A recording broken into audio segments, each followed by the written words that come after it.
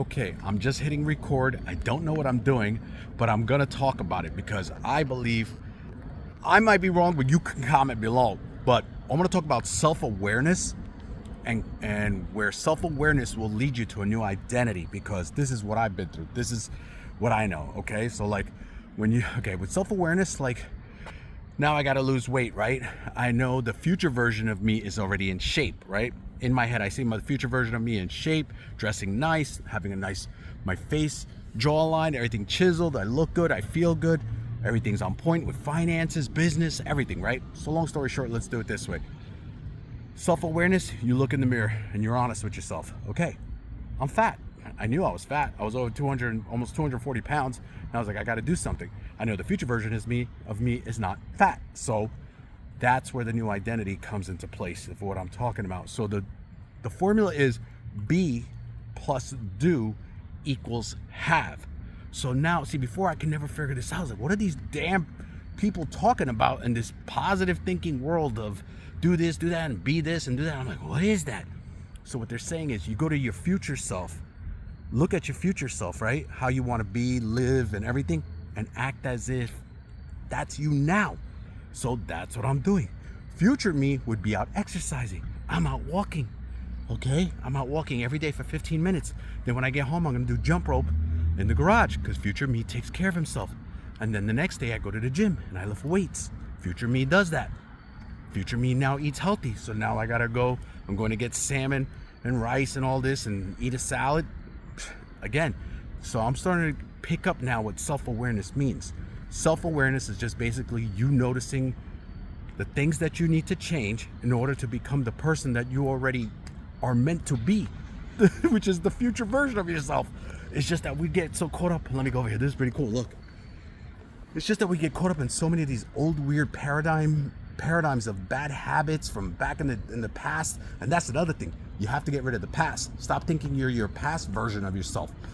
Just get rid of that. Just cancel it out. I know it's hard sometimes because even I'm doing it, because now past version of me was a drinker. Past version of me was a smoker. Past version of me was a fat fuck. Past version of me was a person who ate bad foods, hung out with the wrong people. Ooh, there's an echo in here. Guess what the future version of me does? Hangs out with the right people that motivate me, inspire me to grow. Hangs around people that are in shape, that are going to the gym, eating right, eating healthy, and uplifting me by their energy, their frequency that rubs off on me to become a better version of myself. So that's what I'm saying. You see what I mean? I start to notice all these things. Before I never was able to pick up on it because, again, I was on the wrong frequency, wrong environment, which means wrong people. So once you start doing little things here and there, you start to pick up like, wow, I'm starting to catch on. And then things start to change in your life and you're like, holy shit. So basically that's self-awareness. Self-awareness is notice the things, like I said, that you don't like about yourself now and how your future version would look, right? Then become your future version now. But now you got to figure out what are the things I need to do in order to create that future version of myself, which is okay. Like I said, basic common sense. I know it's going to be things you don't want to do, but if you really want that future version of yourself really bad, you're going to do the things that are necessary to create that version of yourself. And you got to remember that is the future version of yourself is already doing those things. It's just it feels uncomfortable now because it's something new that you're starting to implement because you're so conditioned now with the old you. So you're trying to get rid of the old you to create the new you. Like I said, I'm not no Tony Robbins. I'm not no, Mel Robbins or Ed Milet. But I'm just saying, these are all people on YouTube that talk. If you don't know who they are, you can look them up. But they're all, motivational speakers or people who talk about like self-awareness and changing your identity.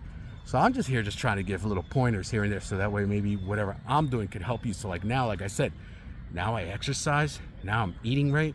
I've lost over 20 pounds. And it's like, and now I'm getting motivated to be consistent with these patterns of like the new version of me. So that's all it is.